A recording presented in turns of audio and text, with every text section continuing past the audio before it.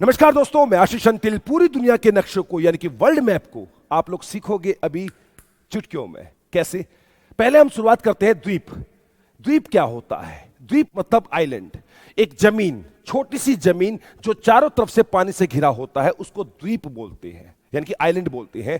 जैसे कि श्रीलंका है, ये एक द्वीप है, आइलैंड आइलैंड क्योंकि चारों तरफ से पानी से घिरा हुआ है।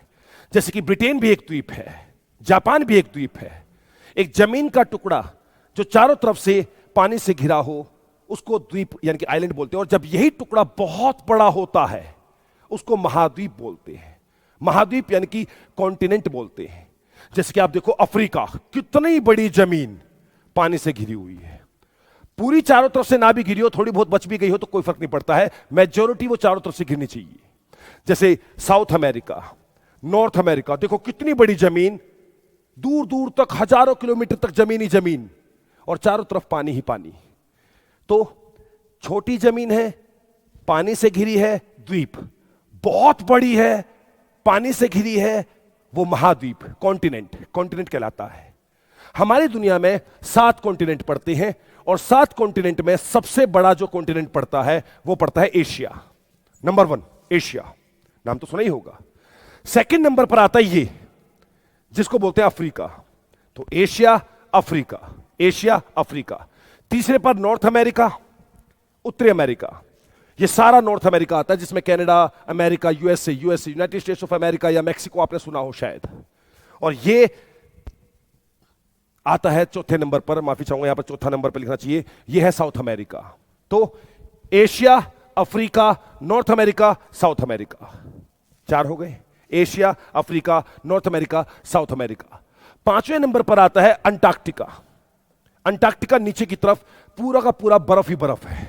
इनफैक्ट वो सही बताए तो जमीन तो वहां है ही नहीं, बहुत मोटी बर्फ की एक चादर है। उसका बेस बहुत नीचे जाके बेस वो जमीन है बस आके, लेकिन फिर भी उसको महाद्वीप, कॉन्टिनेंट कहा जाता है। और उसके बाद यूरोप, उसके बाद यूरोप 6ठे नंबर पर यूरोप। तो 1 2 3 4 5 6, 1 2 3 4 5 6। और सबसे छोटा ऑस्ट्रेलिया। ऑस्ट्रेलिया महाद्वीप, कॉन्टिनेंट कहलाता है। तो कितने महाद्वीप हो गए? 7। एशिया 1 2 3, पहले एक प्रकार से वी बना दो, 1 2 3। उसके बाद इस प्रकार से बीच में से काट दो, त्रिशूल सा बना दो, त्रिशूल, त्रिशूल सा बना दो। 4 5 6 और 7वां कौन? ऑस्ट्रेलिया। तो यह है आकार के हिसाब से बड़े। और अगर मैं बात करना चाहूं जनसंख्या के हिसाब से, पॉपुलेशन के हिसाब से, तो भी लगभग ऐसा ही कुछ ऑर्डर बनेगा, थोड़ा सा फर्क पड़ेगा। एरिया में सबसे बड़ा यही है, जनसंख्या में भी सबसे बड़ा यही है एशिया। एरिया में दूसरे नंबर पर यही है, जनसंख्या में भी दूसरे नंबर पर यही है अफ्रीका। एरिया में तीसरे पर कौन था? North America. लेकिन यहां बीच में यूरोप बीच में टांग अड़ा देगा, क्योंकि यूरोप में बहुत सारे देश हैं, छोटे छोटे देश हैं, जनसंख्या ज्यादा है। Britain, Germany, Poland, Spain, Italy, शायद नाम सुने हो आप लोगों ने, है ना? इसलिए यूरोप की जनसंख्या ज्यादा है। तो 1 2 3 ये दोनों तो सेम है। जनसंख्या के मामले में तीसरे पर यह आ जाता है और बाकी सब एक एक स्थान शिफ्ट हो जाते हैं। जैसे कि ये तीसरे पर था एरिया के हिसाब से, जनसंख्या के हिसाब से चौथे पर आ जाएगा। ये चौथे पर था, जनसंख्या के हिसाब से 5वें पर आ जाएगा। एक एक स्थान शिफ्ट हो जाएंगे, है ना? और आप जानते हो अंटार्कटिका, वहां पर तो कोई व्यक्ति रहता ही नहीं, है ही नहीं वहां पर कोई। तो जाहिर सी बात है ई एफ यानी कि 6ठे पर ये और सबसे लास्ट में 7वें पर यानी कि जी जो मैंने लिखा है।